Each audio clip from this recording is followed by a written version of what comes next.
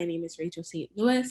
I am a senior graduating May, class of 2021, as a government major history minor, and I have the privilege of hosting today's event, hosted by the African American Alumni Council as well as the overall alumni office. Alumni office. And I have the privilege of introducing today three amazing panelists, and we're going to be talking about this being Black in the tech space, or just Black in technology, so as the title was described. So I'm going to ask our three panelists, Randolph, Horace, and Ibrahim, if they can please state what class your major, where you work at currently, a summary, a quick explanation of the type of work you guys do, because I know I definitely can, and your favorite activity you did on campus. And before I know that's a lot of information, I'm gonna put it into the chat. And if it doesn't matter to me who starts first, but here are the questions.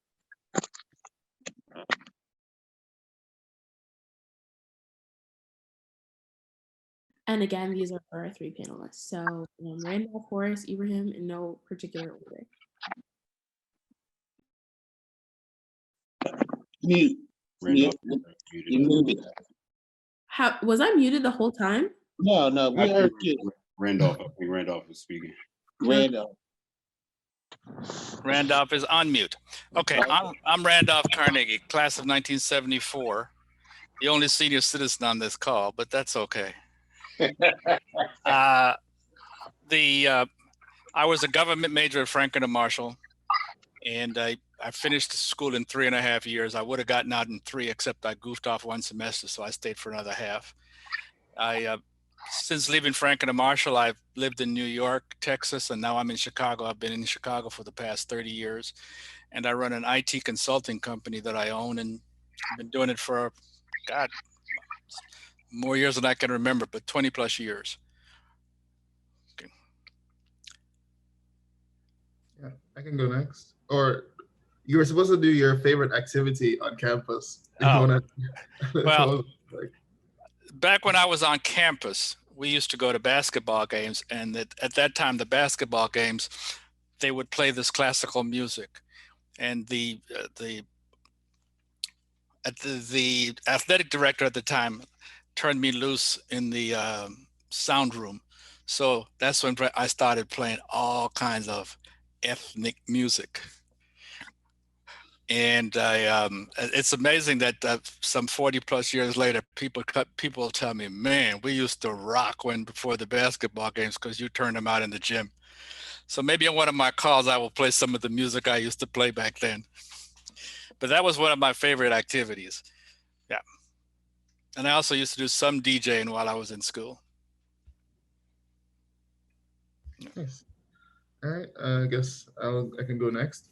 Hi everyone, I'm Horace. I'm class of 2019, so just about 2 years ago graduated. I was a chemistry and computer science double major at F&M. Right after college, I started working at Microsoft. And so I worked there for about 1.5 years as a software engineer. And then this January, I left to start at Google, also a software engineer. In terms of a favorite activity I did on campus. Model UN, of course. Yeah, Model UN was, I was involved in many clubs and activities, but few brought me as much joy as Model UN did. Yeah, I'll go with that. But what were you about to say? No, I couldn't think of, I was like, I did club soccer on and off. I did a bunch of other stuff, but yeah, no, Model UN always brought me joy. Horace and I were on the same Model UN team. Many great weekends, many great conferences. I think you killed a king, if I remember, in one very memorable. That needs context. This is all metaphorical. It's all metaphorical, but yes, it was what a conference. And then Ibrahim, if you want to share. Sure. So to those of you who do not know me, my name is Ibrahim Kamara from the great state of Philadelphia, class of 2015. I studied government, similar to to Randolph, and Rachel, as well as Spanish language and lit. So I was a double major. Following my time at F&M, I went to go work at a law firm in Philly for a couple of years to get my feet wet and inform a decision on law school. And I very quickly determined I would not be going to law school. So not long after that, I began my time at Google. I actually just hit my 4-year mark a little less than a week ago. And I currently work in our compliance org, where we manage government requests for user data. And my favorite thing on campus at F&M, I mean, I already mentioned the soccer thing. I played on the team, and that was pretty much when I was not working. I was playing ball. That was how I was on. Awesome. So we are going to go guns blazing with all the questions, and other alumni who are here. If you guys have any questions, make sure to drop them in the chat. This is going to be really well, I have a list of questions, but I am totally fine with anyone. If you have a question, put it in the chat, yell it out. We really want this to be a really informative and just an informative conversation. So the first question I'm going to ask all of you, and we're going to go in the order that everyone introduced themselves. So Randolph, Horace, and Ibrahim. What led you all to enter the tech space? And I'll put the questions in the chat as they get announced. Curiosity. When I got into the tech space, it was about the time that the personal computer was introduced. I think most of you on this call, the computer's been around just about your entire lives. For Ben and I, we were the guys who used to walk around with slide rules, and I did. Ben walked around with a stone tablet, but that's another thing. I was at this company, and we had a department. It was called Supply and Trading, and our purpose in the department was to supply all the petroleum product that you get in your gas station in the Northeast. We would ship it up from Houston, Texas, and other places. And my job was to schedule and procure some of the fuel, whether it be gasoline, diesel fuel, jet fuel, or whatever it was. And so they brought a computer in, and there was an IBM computer with 2 floppy drives. One floppy drive is where you would put the program, and the other floppy drive is where you kept your data. But that one computer was for a department of 42 people. Everybody was afraid of it. Naturally curious, I started banging on it, and I started learning how to use it. But at that time, utilizing a computer led to bad performance reviews. So I got bad performance reviews at the end of the year because I was spending too much time on the computer, wasting time. So anyway, that piqued my interest, and over time, people started asking me questions, and my knowledge would only be 24 hours old because in most cases, I learned something the day before somebody asked me a question. But I was the expert. And that's kind of how I got into technology. And then through the years, I've always tried to find different things to do with technology. I mean, I remember going to a computer show in Las Vegas and asking a question: how can I record everything I have on my computer screen? And when I asked the question, they looked at me and said, "You can't do that." I mean, I was around when at one of the computer shows, when everybody gathered around a booth to see the sound card that you would insert into the machine. Now I know that's just the way the things evolved, so that's kind of how I got in, and just through the years I've kept up with it, and somewhere along the line I started my own business, teaching other people how to do things and managing their systems.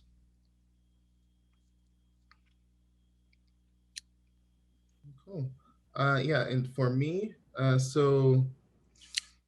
for me, the path was a little bit more clear. Since I was a computer science and chemistry double major, at least one of my majors was relevant. But the interesting thing is that I had never planned to go into tech industry. The plan was always to go straight to grad school. I thought my life was pretty much going to be purely in academia. But near to graduating, a couple of things happened, and I was just like, I thought about how long it would take for me to get my PhD, and I was like, I can't wait that long, and I can't be like 27 years old and have never had a real job. And then there was also like personal stuff with my family, and I needed essentially to start making money. And I was like, hey, I have a very lucrative degree right here. Let me utilize that to make some money, help my family out and stuff like that. So for senior year, it was a lot of pivoting because the tech industry, it's very, you get it, it kind of like has a systematic way of churning its talent out. The idea is that during college, you're supposed to do internships and all that kind of stuff and steadily hone and grow your skills. And so by the time you get out of college, you actually know something useful for the industry. Whereas since that was not my plan, I was just doing research and just doing research with different professors and stuff like that. It's a very different type of skill and a very different way of thinking. And yes, senior year of college, I had to really pivot that and figure out how to rebrand myself. But I did have a head start, having at least had a CS degree that was doing pretty well for me. And since then, I've been, I guess, so 2 years now in industry, liking it. I seem to be, so I work in the cloud. So at Azure, at Microsoft, I worked in Azure, which is their cloud platform, and at Google, I work in their cloud platform. If persons don't know what that is or want more information on what that really entails, then I can get into it in a follow-up question. But essentially, I'm always on the kind of like bleeding edge of technology and enterprise technology. So that's something I'm pretty happy about, and it means that my skills and my expertise will always be in demand. So I'm pretty happy about that.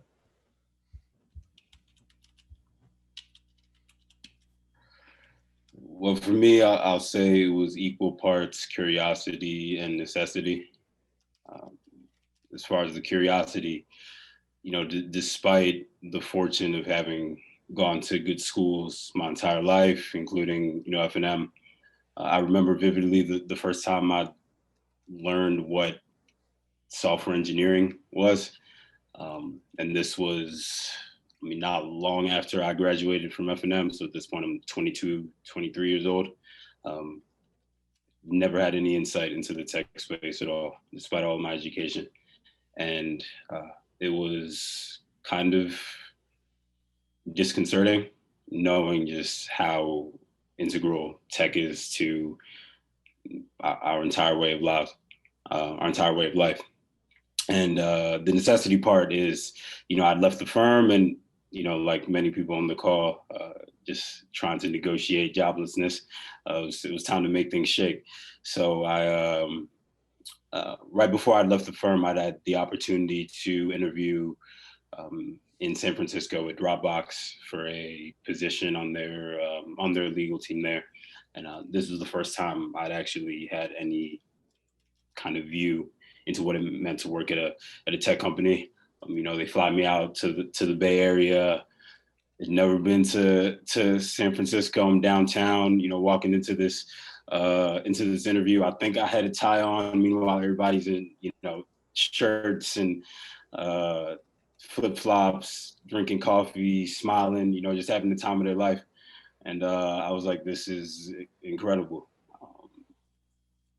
I didn't end up getting that role, but at that point, I'd already seen what was on the other side of the curtain. And, just from there, I wanted to explore it a little more. So this is 2016. So I think there ensued a period of about 5-6 months where I was just, applying to different companies on many occasions, multiple times, getting rejected, getting flown out, getting rejected again, getting flown out, getting rejected again, things like that. But, eventually I landed in the role that I'm in now, here in Austin, and it's pretty much been bliss since then.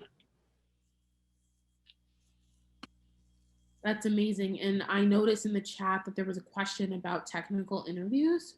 I didn't know if Ojima wanted to elaborate, or Horace, if you wanted to just say anything about that. Like I said, I have a list of questions.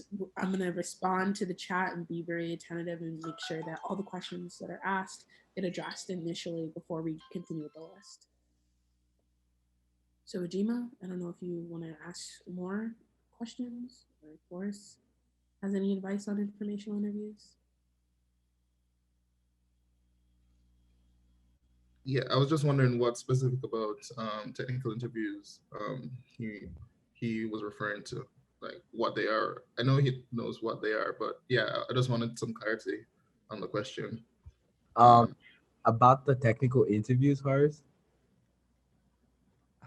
Oh. Yeah, what about them?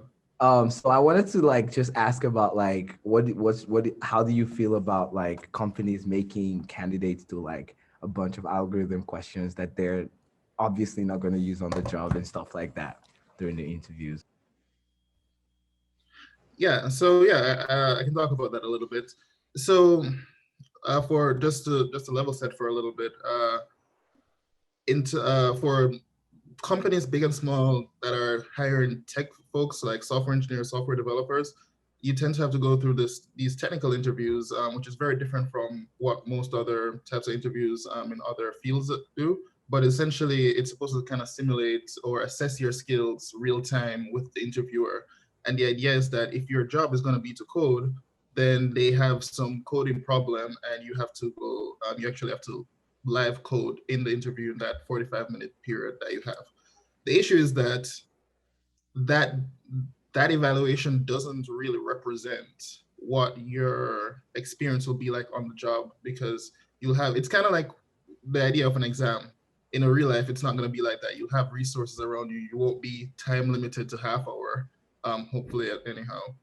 So there are a lot of things that, so persons, and also the questions that are asked are, because it's scoped to half hour, it's not to the large scale or relevancy that you'd have on the job. So persons tend to kind of have a problem with it, or some persons have a problem with that method of evaluation, because they're saying it doesn't evaluate truly how someone could perform in the real life scenario. The counter to that is that it would be extremely hard to objectively evaluate someone using the real life scenario of your company, because these are massive systems that we're talking about. The reason why it's survived so long is because it's a good equalizer. Essentially, it provides some sort of objective evaluation. Can you solve these problems in a given amount of time? Which query whether or not that's something they should be optimizing for. But the idea is that these questions, you don't even actually need to have a CS degree to be able to learn and do this kind of stuff. So for example, I have friends, they did math majors or gov majors or something else, and then they took a CS boot camp for a couple of months. They studied how to do these type of evaluation questions. They got into Google as a software engineer, and you learn the real stuff you'll need to do on the job. So technical interviews, they're always a sore point, and the things you have to learn for them are very specialized to the interview process, but they're a necessary evil in a certain sense until I will not question them too much until I can say, oh, this would be definitely a better system. Yeah. Thank you, Horace. Awesome. So we're going to move on to the next set of questions. So the first question is going to be for Randolph. And then after Randolph goes, I have a different but sort of related question for both Horace and Ibrahim. So I'm going to put it in the chat, and then I'm going to say it out loud so that people who are watching this back can also know what was asked. So Randolph, I know you started your own tech company, and Ibrahim and Horace, you both work at Google, a notably and very large company. Randolph, can you first talk about what led you to start your own company and what opportunities there are in the tech space to start your own company? And then Ibrahim and Horace, can you talk about opportunities available at Google? And maybe Horace, you can also speak about opportunities at Microsoft, since I know you were there for a year as well, and speak on that. So Randolph, if you can start off, that would be great.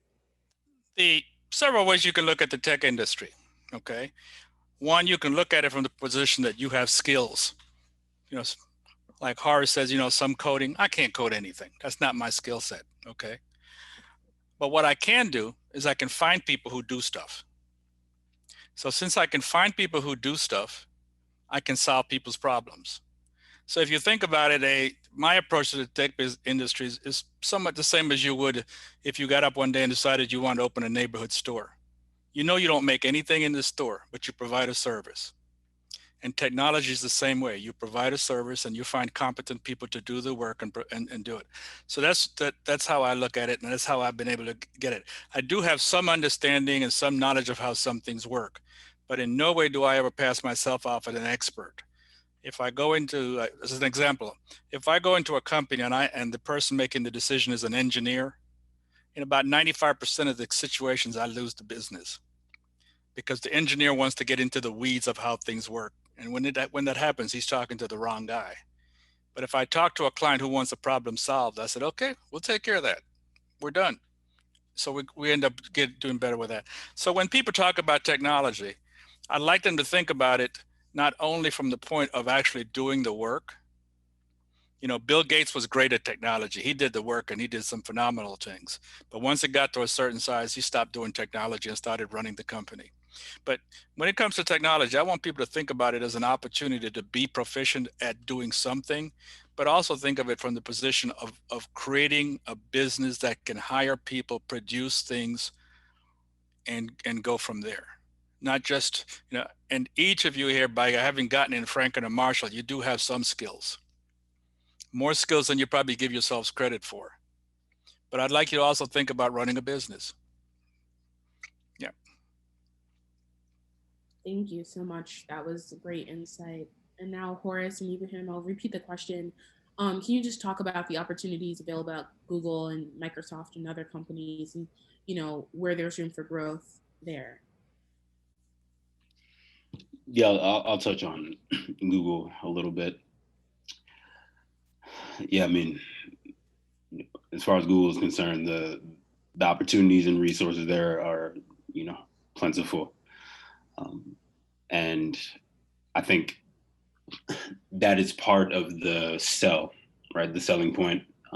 You know, you'll find a lot of these big companies, be it, you know, Twitter, Snapchat, Facebook, they're all competing for talent and, you know, effectively the same talent.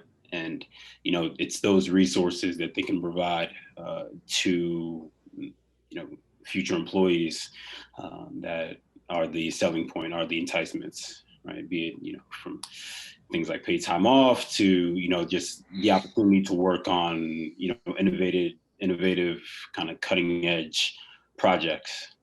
But I think the irony, and, you know, this is something that I've learned myself just, you know, after the 4 years, you know, when these companies themselves get a little bit too big, you know, they stop operating as the, you know, the startup as they've kind of been billed as. You know, they become this very big machine, and, you know, a lot of us end up just becoming small cogs in that machine, where you find yourself just kind of toiling away, and a, you know, a little bit siloed in your, you know, area of, you know, expertise, be it in tech, or, you know, if you find yourself in a non-tech position, in sales or, you know, compliance. And, you know, from time to time, it can be a little bit difficult to maneuver, which is why, you know, I'm a huge proponent of, you know, generally just kind of like small business, you know, startups, you know, that type of environment where you can come in and wear many, many hats. You know, and I think that's, you know, part of what Randolph alludes to. You know, in those types of environments, you're not just, you know, a tech person, or you're not just a salesperson, right? You inevitably end up wearing many hats and doing a lot. But, you know, as far as the resources are concerned and opportunities, I mean, they're plentiful. And that's a huge selling point, and, you know, a huge reason why I personally have been very comfortable with Google for this long.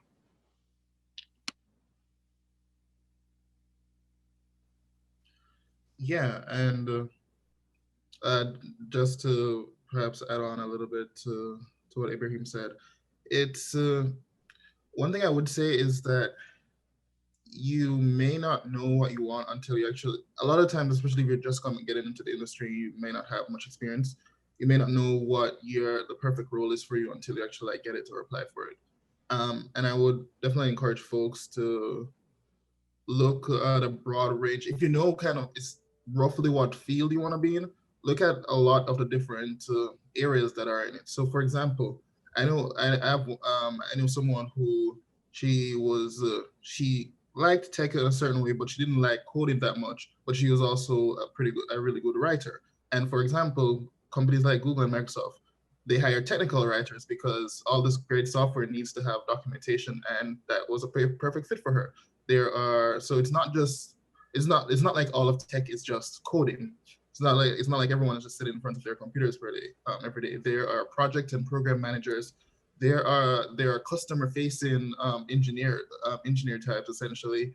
If you're someone who loves interacting with businesses and customers and seeing what your impact is like, there are roles specifically for that. And the good thing about when you apply to a massive company like say Microsoft or Google, you don't always necessarily have to apply into a specific job. Sometimes you can get into a pool and they'll say, hey, what do you feel like more? Or even if you get hired for one thing, you can move around a lot more. For smaller companies that may not be as easy to do, since they might just in general have fewer roles. But that's one of the advice I would definitely give. To this day, I still don't know all the different types of opportunities that are within the field, but they expand every day. And I'll also say, don't be too intimidated by some of like the requirements for the job that are posted, because I always give this joke that a few years ago, there was an ad that said they wanted 10 years experience in this language, and the language had only been out 8 years. And it's one of those things where sometimes these quote unquote qualifications for the job is it's like kind of aspirational. I would always say don't self-reject. Apply to the role, and if they really don't want you, then they won't reach out to you. But give yourself a chance. Yeah. Randolph, listening to Horace speak, I actually have a question. You mentioned that you can't code a lick. I'm curious, has there ever been any point, kind of like in your career, where you kind of felt compelled to learn to code, even marginally? Why or why not? What happens is this: I look at it and I need to make the client happy, okay? And for me to sit down and do the project and do the coding, it's going to take too long, and my level of expertise wasn't there, and the client wanted a finished product. So rather than going through the process of learning and not being able to deliver it on a timely basis, I just found somebody else who did it. Now, Horace and I talked about this the other day. You call it coding now, but back in the old days, the previous century, some of the stuff that you do, they used to call it programming. And there was a program called DBase, and I sat there with DBase and I did all this stuff, and I created this database. And this database had, I don't remember exactly, but let's just say that 150 fields, okay? And you put 1 year's data, and then the next year you'd have to redo the whole thing again because it's new data. So I thought I did a good job. And then I spoke to somebody who put databases together, and he said, oh, you should have made it relational. I said, what's that? Okay. So I'd done all that hard work, but it was wrong work. So after that, I said, let me get experts to do it. But the thing that I want to get across to you guys a little bit is what I am doing now is not something that existed when I was in school. So you've got to leave yourself open to be flexible, to make changes. But one of the things you have to do is when an opportunity presents itself or something, you've got to do it, because there are people out there who said, I don't want to try this, I don't want to try that. And then 5 years later, they say, boy, I wish I had done it. So you go ahead and you be willing to adopt new things, because new things keep us going. I find that after having been in this business for a long time, sometimes I get rigid. And some of the best people that I work with are actually people that fall into what I call your age group. Your age group meaning that you're out of college somewhere between 2015 and now, okay? Because you guys are trying new stuff. You go out, you hit it, you try it. But guys like me go like, oh, that's not the way I'm used to doing it. So sometimes when I sit down with a young client, I'm going like, but I can't let on I have no idea what he's talking about, and I got to go home and research that, because I just hadn't done it that way. So stay young, as there's an old movie that says stay hungry. But you guys have great minds, great brains, but just be flexible and think of some of the career choices you make as almost like you're going down a hallway, and a door opens, or a hallway to the right, you turn right, then you make some choices, you turn left again. But the tech field is big, it's expanding, and it's more than just technology, because there are support services that go along with it. When you get to be a certain size, you got to have an HR department. When you get to be a certain size, you got to have an accounting department. And these are all those departments. So while tech may be the field, it still uses the same support services as any other big company. Because, you know, once you get to 200 employees, then you get somebody in there who has no technical expertise, but they help process the payroll. They help process the billing. So those are other opportunities where tech is just the product. Yeah. I definitely agree. I think the tech industry is massive, and I know as myself, as someone who's not in, who's still a student who's looking at post grad opportunities, I definitely have been thinking about jobs similar to Ibrahim's that are not really tech related, but you never know. I could always end up in the tech industry myself, post graduation. So now we're going to change gears a little bit. Horace, this is a question for you. So you came to F&M as an international student, and as someone who's not from the U.S., are there any challenges or barriers to finding a job post grad in the tech industry? And how did that? And I know a little bit about your story, and like if you could speak to how it affected your decision career wise to change companies. So I'll put that in the chat. Yeah, so yeah, in addition to all the regular hurdles that there are to the job search process, as an international student, so I was essentially on a visa that is for studying, but allows you to work for a few years after. And one of the interesting things for it, though, is that you can't just go work anywhere. You have to work for a company that's registered with the government and that's really willing to like sponsor you or something like that.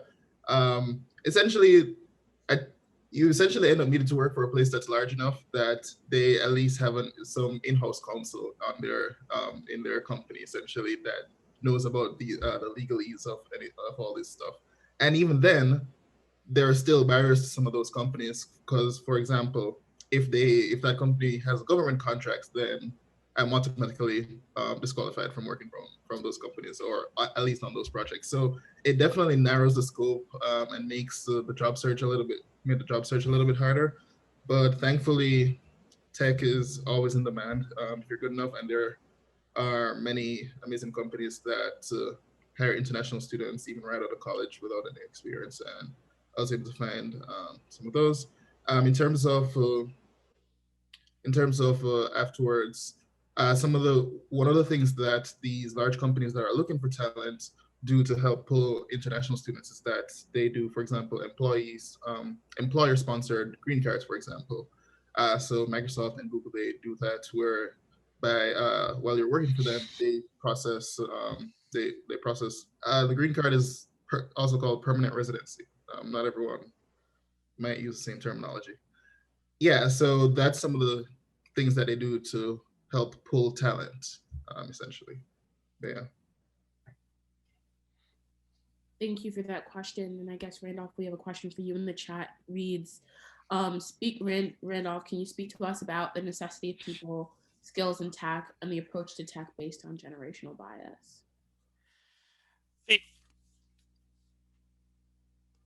One of the things okay, let me back up. I'm trying to figure out how to phrase this. There's a show on TV called Soul of a Nation. Any of you seen it? One of the questions they ask people on the show is, when did you find out you were Black? Okay. And my answer to the question is 1965 when I was 13. And people say, how? You know, you're from Jamaica. And Horace will tell you, in Jamaica, you can be a bad boy, you can be a good boy, but nobody calls you a Black boy. Okay. Because you're just there. So nobody calls you that or anything. Okay. So when you walk into a room, you see people like you just never think about it. And if the room has got people of Indian and Chinese descent, you just look right past it because it's just nothing. But when I came to America for the first time, I went to a church with my parents and I found out that we were one of the only Black people in there. That's when I felt like, oh my God, I'm Jamaican and Black, different. You kind of felt like somebody the missionary brought back to America to expose to the natives. That was kind of the feeling I got, I even had somebody ask me if I lived in a tree, but I digress. So anyway, so based on that, what happens is whenever I walk into a room, okay, I make the assumption that people will be nervous about talking to you, the stranger, because they don't know you. So I always go up to people and introduce myself and talk first. So that's how I try to get to the bias. Recently, I bought a company, And the guy I bought the company from was a white guy. And we went out and he was introducing me to the clients that he had that I bought this company from. And so I met them, and, you know, this black guy walks in and he says, okay, I've sold my business to this guy. He's going to be taking over your accounts. And I can see the people looking at me, right? So I just said, okay, I said, listen, you know, let's give this a few months to see how it works. But I realized that people have different personalities. You know, you may like his personality and not like mine, but that's okay. Or you might like mine more than you like his. But I made it all personality. I never used the word race. And I retained 95% of the people because I let them off the hook, you know, just because it was personality based. So the other thing that we have to do is, being in tech, occasionally you'll get to that tech guy who speaks tech. You know, he speaks tech. And when he's done, you just kind of look around and say, I have no idea what the hell he just said. Okay. So what I find that I have to do with my clients, particularly since I want them to sign a check at some point, I have to give them an explanation that they can understand. So you have to, sometimes you come up with a lot of analogies of how things are, and you try to equate that to give them something that they can understand. But it is incumbent upon us in tech to be understood by the people we speak to. You know, the old coach, I'll throw this in for my buddy, Tony Ross, the big basketball fan, okay?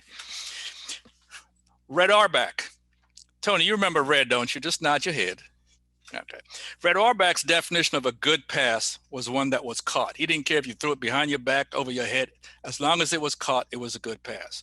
So therefore, I look at it that way. It is up to me to be able to be understood by my clients. Okay. Does that help? I'd like to offer something to that. I'm trying to choose my words here. So I was born in the States, Philly, born and raised, but my entire family is from Sierra Leone, West Africa. And so, from a very, very young age, to the extent that I understood what it meant to identify as something, I always communicated that I was Sierra Leone, either African or Sierra Leone. And, for me, that afforded me some clarity from a very, very young age, and just kind of like a freedom to kind of like communicate with individuals, just kind of like knowing exactly where I come from. And, as I got a little bit older, and I always went to, private school. So I was always the, lone Black kid in class. And that's just what it was.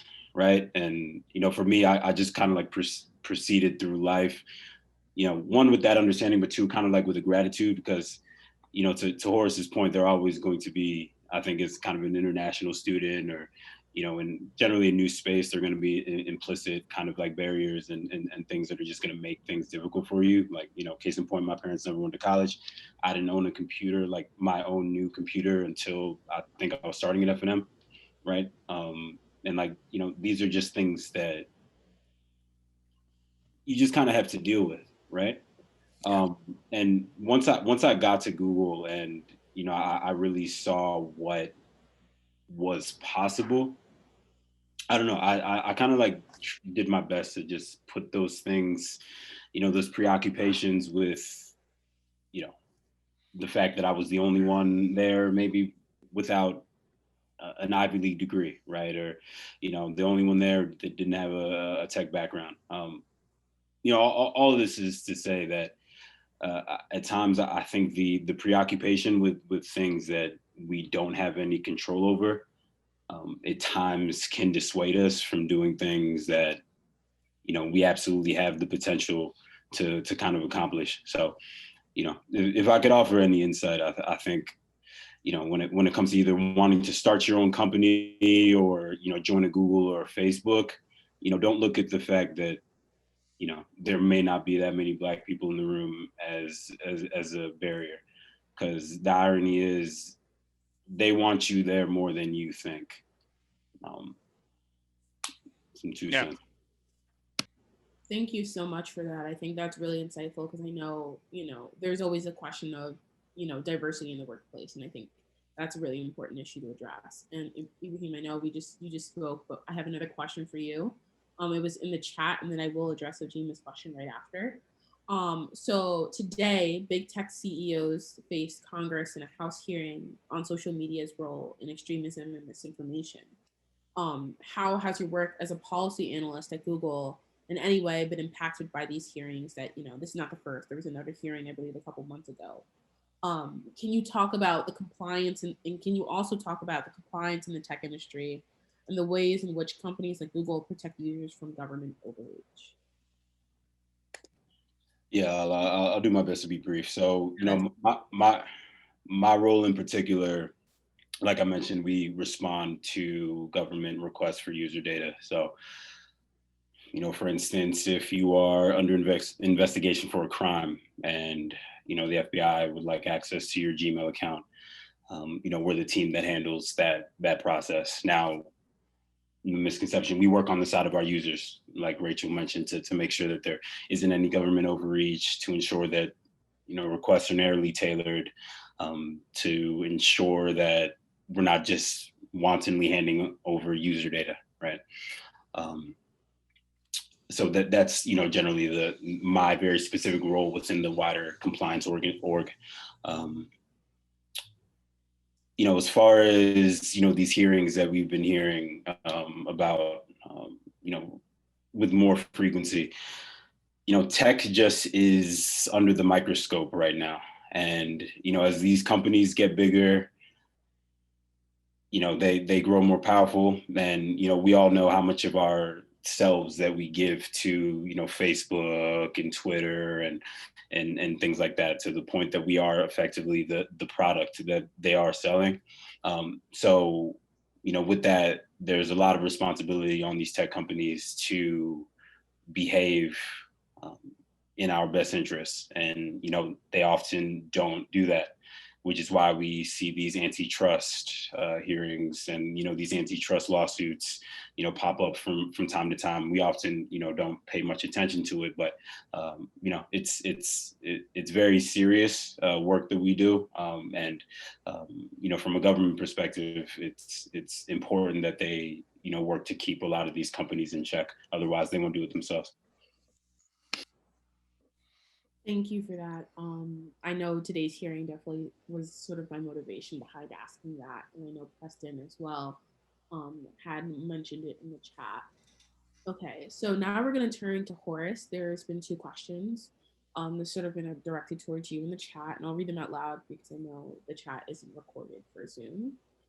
So Horace, how do you feel about convincing more Black students to try taking some more coding classes here, especially those who haven't tried it before but feel like they aren't cut out for it? What advice would you give to someone like me who's trying to promote that culture? And Lola also added, how would you also promote tech at F&M that's mostly programming focused when the roles in such as product owners, project managers, etc., that aren't talked about?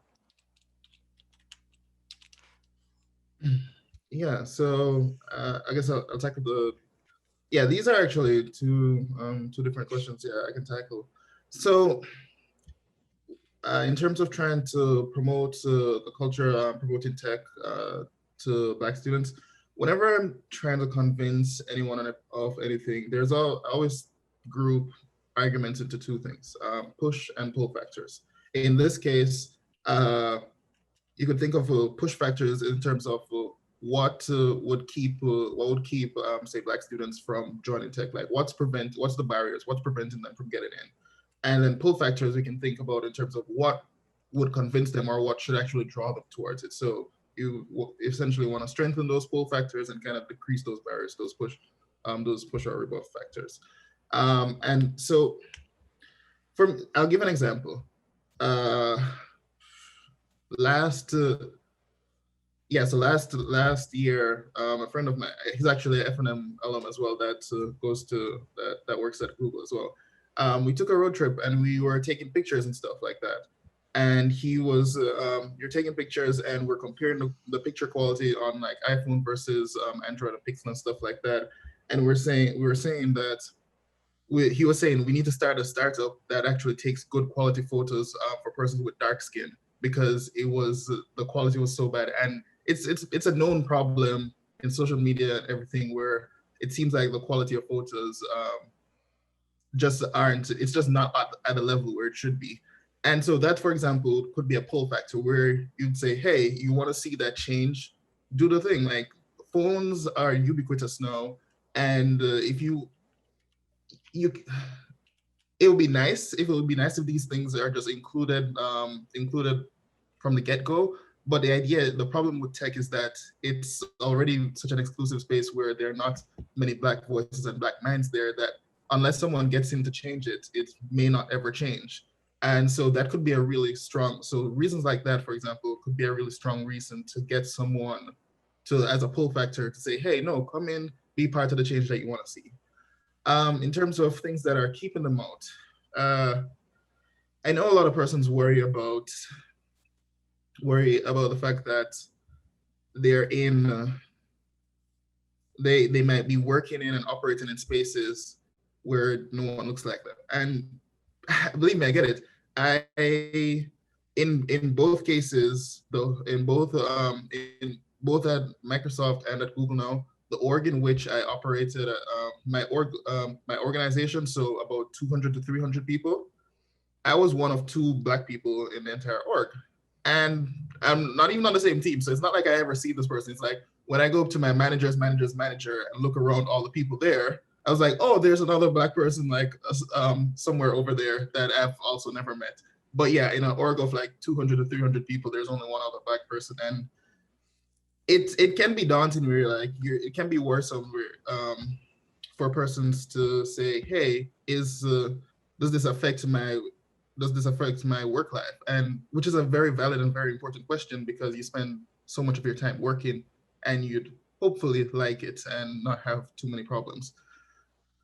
The good news in terms of reducing barriers like that is that, so there are all these initiatives now, because at least for larger companies, in terms of them trying to hire more, there's a phrase, diversity, equity, and inclusion.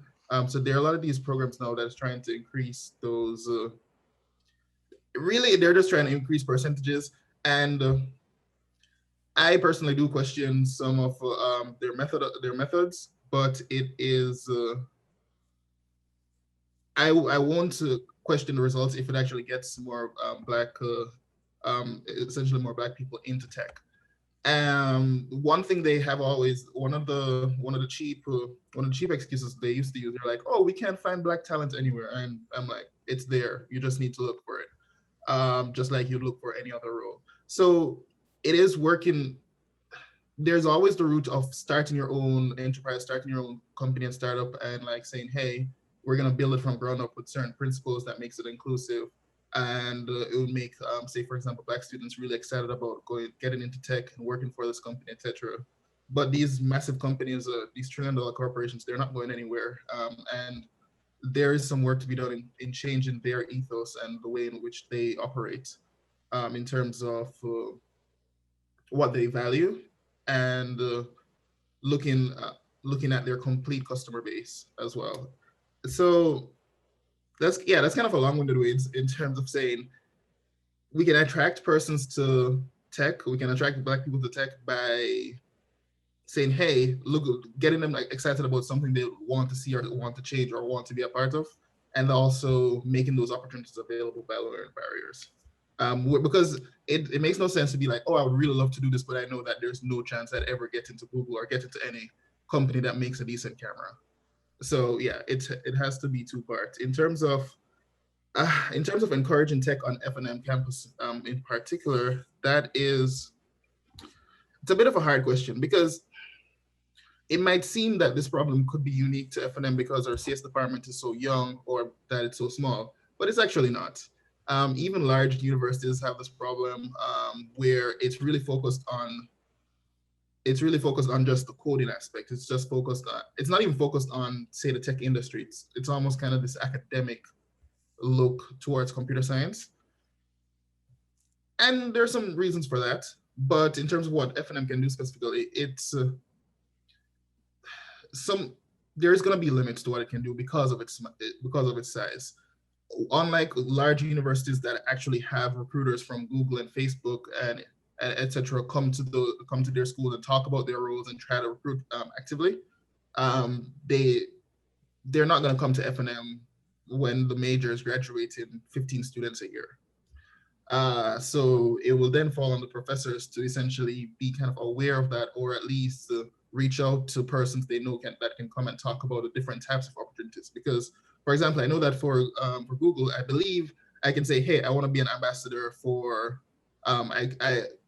this is assuming outside of COVID times because nothing's happening right now, but outside of COVID times, I could say, hey, I want to be an ambassador. I'll go back to my alma mater and I'll talk about Google, and I can get into like their kind of framework, and maybe that can happen. And then I would have to have a essential liaise with one of the professors there. So that's kind of what they would have to do. It will take some effort on the part of the professors, because F&M's program is so small. Sorry, that was long-winded. No problem. And I know there are other questions, but I'm going to actually direct it so that you have time to sort of think. And I know you just spoke a lot about, about sort of F&M, and I want to make a different F&M centered question. I guess, what Ibrahim and Randolph, what do you feel like F&M equipped you to do in the industry that you're in? We go to a predominantly white institution, number one, but also it's a liberal arts college. It's not necessarily, in my opinion, very STEM. I mean, I think right now we're getting STEM heavy, but I don't think we were in a position. I think right now we're in a generation of kids who are more getting involved within, comp sci, tech, business. What do you feel like are the advantages or disadvantages of coming to F&M and then pursuing this type of career? I used to do some college recruiting, okay? And when I wanted people of a particular discipline, I would go to that kind of school. If I was looking for engineers, I went to a school that had engineers, okay? If somebody's looking for engineers, they're not going to come to Franklin or Marshall. You just don't have the density, okay? But don't let that bother you, because what you're finding out at Franklin and Marshall is basically teaching you how to think, critical thinking, how to analyze things, and how to have a broad base. When Horace and Ibrahim got hired by their respective companies, they didn't hire them to put them in a little hole. They hired them for their broad experience. And another reason why they also hired them is because those guys they're centers of influence, okay? When he walks in and shows say I work for Google, and he tells that to people, that expands the base of people who might want to work for Google. Google's already got enough white guys working for them. Okay, so they've got black guys who are centers of influence. I don't want you to start thinking that because you're at F&M and they don't do coding or anything like that, you're not equipped for the tech industry. You're thinking that way because you may be thinking that if I can't code, I can't get in. Okay, but that's a discipline, so to speak. It's sort of like you're not a biology major, but I think at one point F&M produced more pre-med majors than any school of its size in the country. At least it was that way when I was there. But again, that's a long time ago. So, but the way your question came across to me, I got a feeling that you were feeling a little bit apologetic about F&M and tech. Don't. You got a broad base. You got experience. You can walk into the room and, in a phrase that Ben Scott would probably use, you can kick ass. You may not be able to code, but we can teach you that. And coding is just the face. I mean, Horace may be coding now, but I know damn sure if I come in there 10 years from now, and if he's still coding, he's going to kill somebody. Because it's only so much you can do staring at a keyboard. Then you want to do something else. But there are so many other opportunities in tech that you can think about and do. So don't get so frustrated. If you do marketing, if you do accounting, those are careers in tech also. Yeah. And then one other thing too, since we're a lot of black people on this call, when you walk into the room, they're going to notice you. So you may as well stand tall and go in and kick ass. Don't slink into the room. Just walk in. Don't be too arrogant, but let them know that you're there. Yeah. Long-winded answer, Rachel. I'd love to just like piggyback on that a little bit and also touch on one of the questions there. And no, you're so extremely right, Randolph. And just as an anecdote, So I've now had two managers essentially. So my main manager that was at Microsoft and my manager that was at Google. And a little bit about me. So I've been coding since ninth grade basically, and came to F&M, already knew how to code. So, and I say this just to say my coding skills are solid, right? That is not what my managers like about me at all. Even though they know I'm a solid programmer, solid coder, whatever, whichever term you want to go. That's not what because even though I'm solid at coding, so is everyone else at Google, so is everyone else at Microsoft. The thing that my managers love the most about me, which I was extremely shocked about both times they told me, is my ability to communicate. You know where I learned that? F&M. And it was such a shocker to me because I was like, really, that thing, that's what I don't even think I'm that great at it. But which I guess probably speaks to the level of the industry in terms of I guess the stereotypical coder not being super social and not being able to communicate well. But there is extreme value to the skills that you pick up at F&M in terms of coding, how you process your thoughts and how you organize it, because you could be the most brilliant programmer in the world, and if you can't communicate your ideas to anyone, you could also just be the stupidest person in the world because no one would know. So I would definitely say that don't underestimate yourself, and I do owe a lot to Ospegot in terms of working with Beth Throne in terms of how to market myself and market my F&M and liberal arts education and experience to my interviewers. And then just to answer a question about being recruited by tech companies, in both cases, so both from my Microsoft and my Google job, I didn't apply for any of those. I was found by recruiters on LinkedIn. Yeah, let me touch on both of what they said prior. I'll say Horace. There's nothing typical as far as I know. I mean, I just met Horace a couple weeks ago, but as far as I can tell, there's nothing typical kind of like about his profile when it comes to thinking about an engineer. I've come to learn how engineers communicate in particular, and these individuals are they're just very different. I can't describe it any more kind of articulately than that. They speak a very, very different language. And, to Horace's point, if you can't learn to communicate, I don't care how good of a coder you are, or honestly, frankly, whatever skill it is that you're applying, right? Like you have to be able to communicate and articulate ideas. And, that's something you certainly learn in spades at F&M. And what's interesting about where I am today, I'm actually I didn't think this would come up, but I'm actually going to be starting a new role in a few weeks as an engineer at Google. And this is just kind of as a result of a lot that I've been doing over the past 6 or 7 months, and also the prior 3 to 4 years. But the team that I'm joining, for them, what I saw, what I've seen is, their desire to bring me on board had nothing to do with any nascent ability that I have to code. It had more to do with just one, my ability to speak, two, the fact that I already knew these individuals for some time. Again, we go back to, it's not about what you know, it's who you know. And, three, the fact that I had, subject matter expertise in the particular area that I would be working in.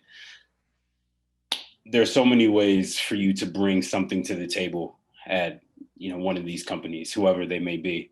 You just have to decide what your interests are, what your proclivities are, and then just, kind of manifest them and work on them.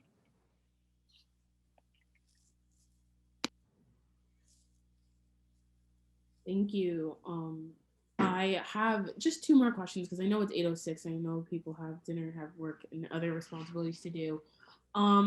But this question is just a location question. So for me, as also someone who's not, like I said, not really understanding tech at all, I always knew and associated tech with the Silicon Valley and the West Coast. So Horace, you're living in Seattle. Randolph, your business is Chicago. Ibrahim, you're not on the West Coast. I don't recall where you're from exactly. Austin, Texas.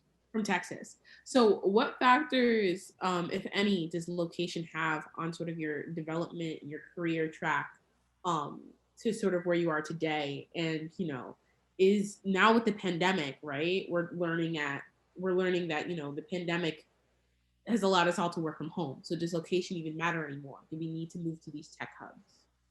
So. I mean, as far as I'm concerned, I need to be able to like afford to live. So California is out. Like it's just not happening. But to your point with the pandemic, yeah, remote work. I mean, we can hope anyway. We'll see. But remote work might just be the way that we proceed from here. And insofar as companies are going to allow their employees to be a little bit more flexible, that really is going to change the nature of work, and I think for the better.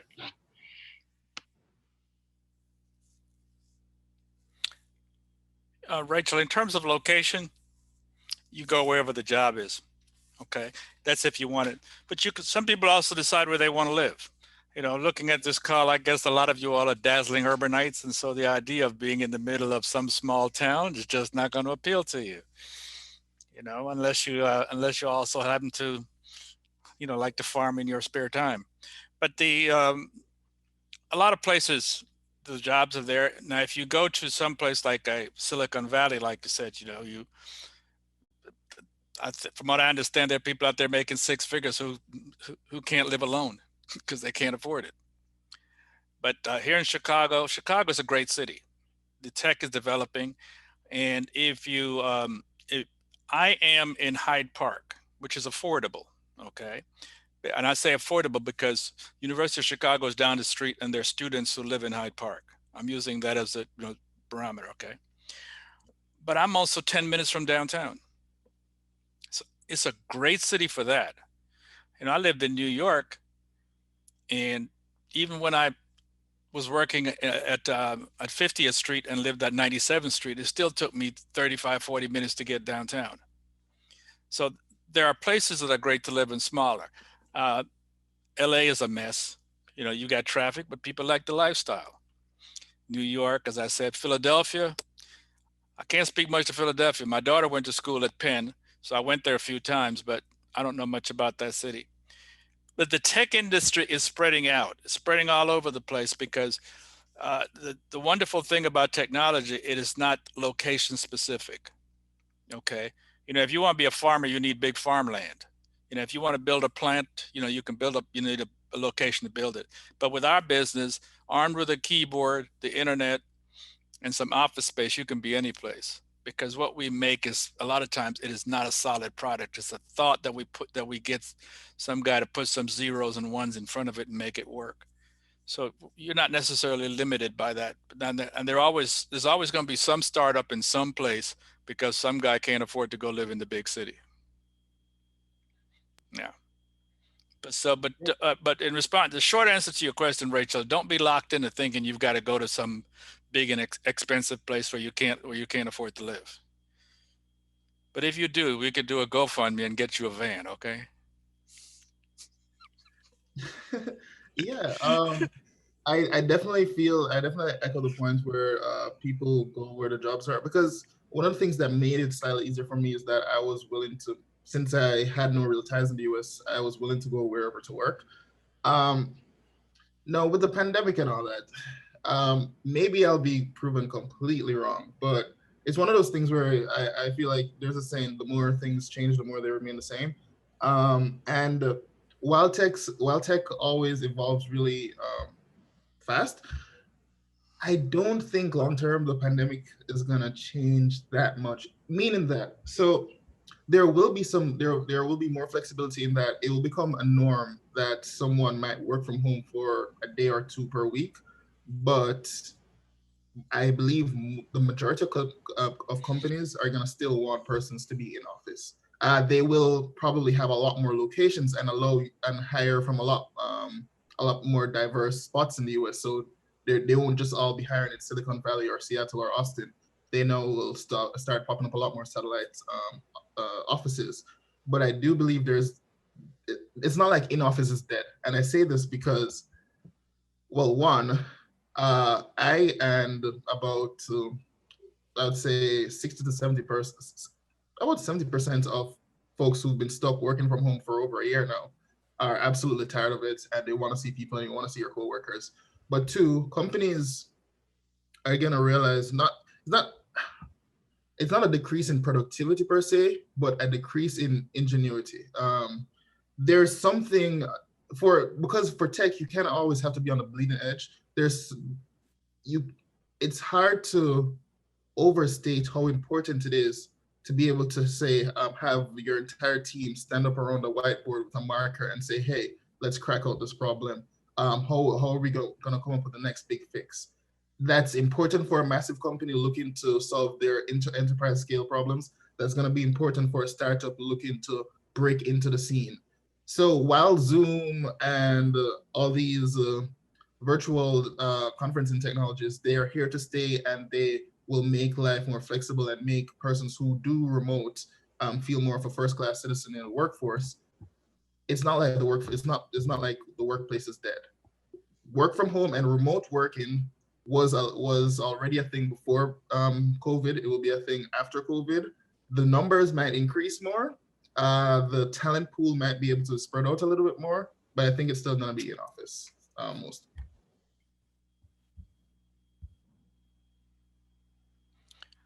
I think you might also see some hybrid, but based on what Horace says, the hybrid being that instead of 30 people having 30 desks, you may see 15 desks and they tell you to come in 2 days a week.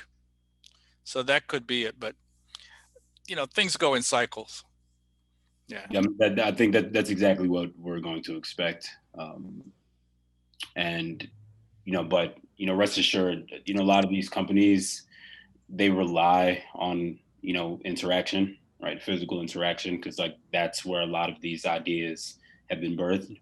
So you can reasonably expect that there is going to be some desire to get people back into the office, but I think inevitably location is going to be a little less important than it once was. Yep. I think a year into this pandemic, we've sort of seen, what is the new normal? What do we like from this experience? And I think, I don't remember who said it, but working from home was once frowned upon, and now it's very much normalized. And I think I definitely appreciate the fact I can wake up 3 minutes before class and have my camera off and go to class. So with that, I know that, Justin just came here. I want to open the floor just for the next 10 minutes. If anyone has questions, just thoughts. I know that we have, a bunch of alumni ranging from different class series and people who've been in the industry for a while, people who've just gone in. If anyone has any questions, I really would just want to invite you guys to unmute yourself. You can ask your questions, and yeah.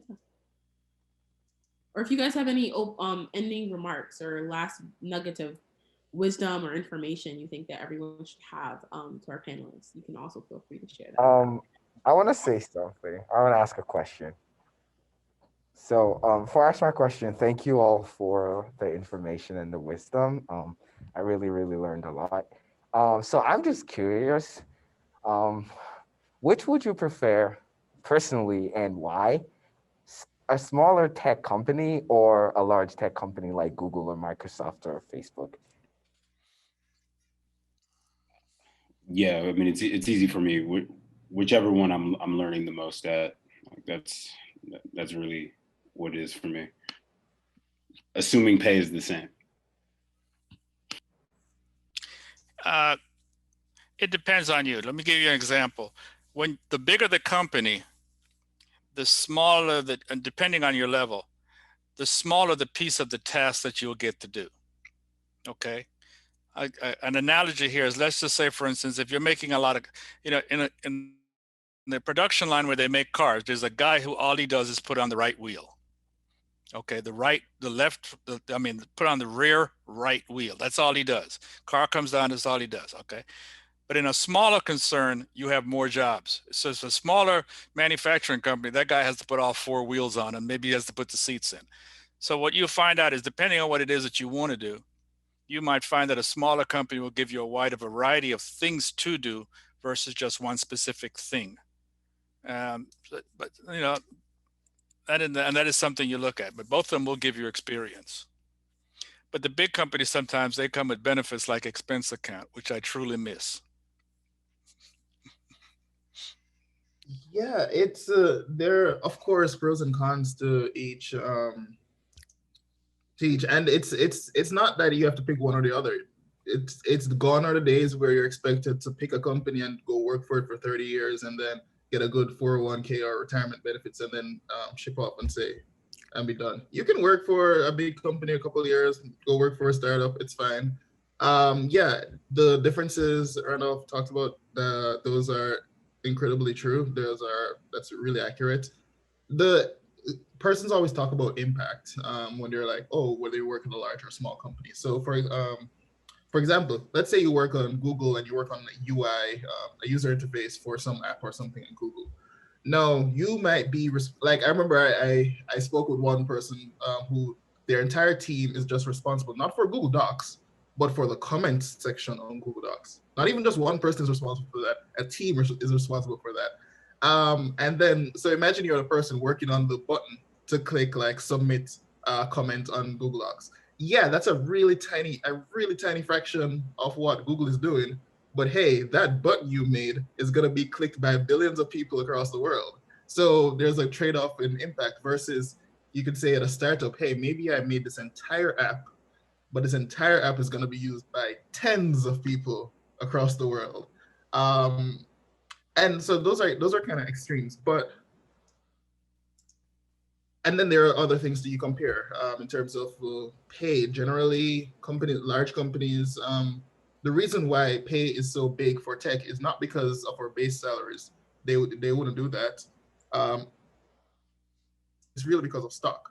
And so if you work for a company that is public, you tend to get a lot of company stock with it as well. That's how you hear about, oh, tech people working in tech becoming millionaires. So for example, the folks who worked at Airbnb, last year a whole bunch of people became millionaires because they had Airbnb stock and the company went public, and yeah, some stuff like that. So if you could start at a startup and say, if your startup is, you think they'll make it and succeed and go to do a public offering, then yeah, you could join early on, ride that wave. And if they do go public and it's successful, then you'll make up for all that financial, you'll make up all that, everything in terms of financially.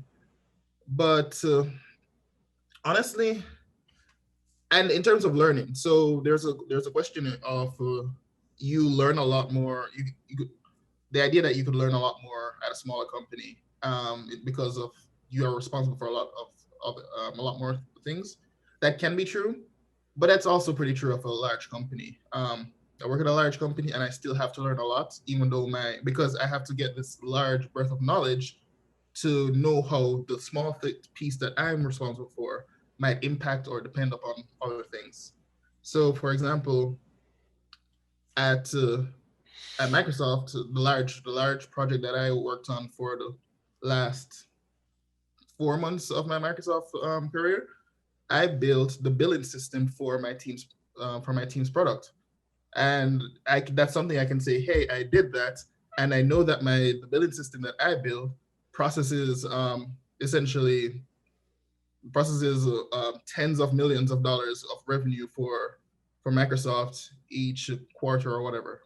And I can be like, hey, that's a thing that I did. I added value to the company and whatever like that. So even in that small thing, it can still have such a large impact. So it's up to you. You can pick both. You can pick both a small and large company. Can I jump in a little bit? Real briefly, I would recommend that you make sure you have a game plan, a 2-year, 5-year, 10-year game plan.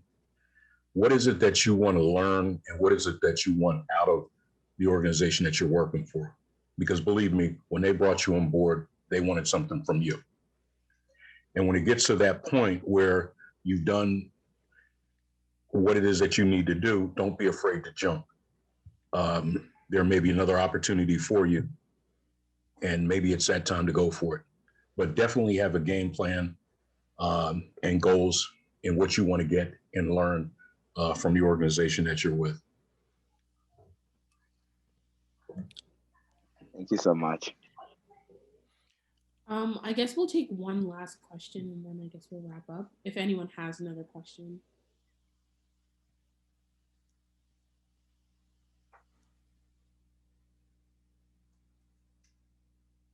Rachel, why do you want to get into tech? I have no interest in tech, but Oh, okay. I'm helping out Tony in the AAC whenever I can. I say yes to a lot of things. So Okay. yeah, All right. no,